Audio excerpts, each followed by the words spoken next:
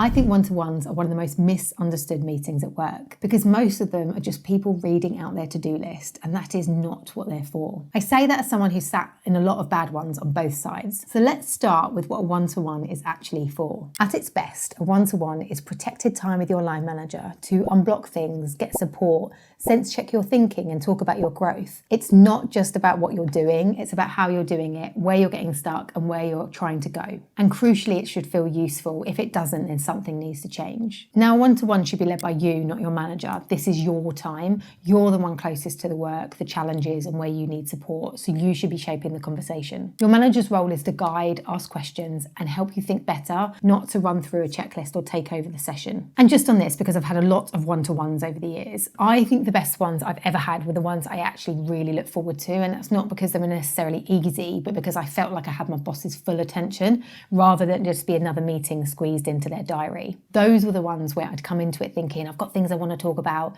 whether it was ideas, frustrations, blockers, or just where I wanted to go next. And equally from a management side, if it's done well, it shouldn't feel like the team member's under pressure. It should feel like they're supported and like they can actually be honest with you. And that's the standard you're aiming for. It's not just a check-in, but something that people genuinely get value from. Where I see one-to-ones fall down is when they're just 30 minutes running through your to-do list. I've seen that in team meetings too, and it's beyond painful. It's such a waste of time. They become a status update meeting or a place just a vent with no direction. If you're spending your one-to-one going, I did this, then I did this, then I did this, you're wasting the session. In a good working relationship, your manager should already have a sense of what you're working on. This time is way too valuable to be just reducing it to an admin chat. And from a manager's perspective, I want you to understand this is not your meeting. It's your team member's time. Your role is to create space. It's to ask the right questions. It's absolutely not to dominate the conversation. And it's definitely not for you to use it as your opportunity to offload or rant. If your team member leaves a one-to-one feeling like you needed it more than they did, then you have a problem. And from the other side, if you're in the one-to-one,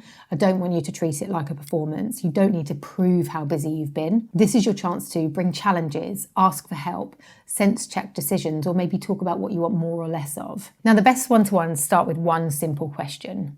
What do I need from this conversation? Not what have I done this week? A few traps I see all the time are where meetings become pointless and repetitive. People are showing up unprepared on both sides. They are avoiding slightly uncomfortable conversations or treating it like a tick box exercise. So this is the structure I use and why it works. It's really simple, but it creates the right balance between reflection, support, and forward thinking. Firstly, start with a little human touch. How are you actually doing? Not just at work, but your energy, your capacity, headspace, because everything else will sit on top of that. Next up, what's gone well? This builds confidence and makes sure progress is actually recognised rather than just brushed past. Then the most important part, challenges and roadblocks. Where are you stuck?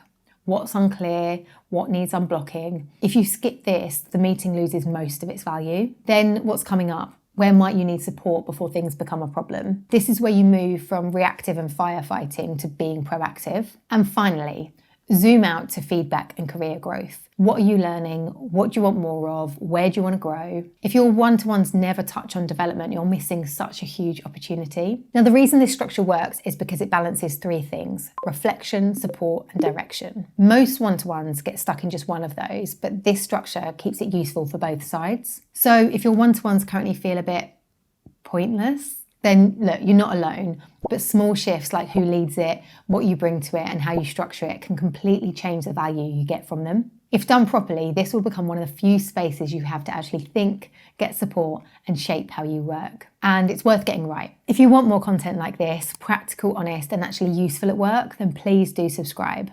Until next time, keep careering.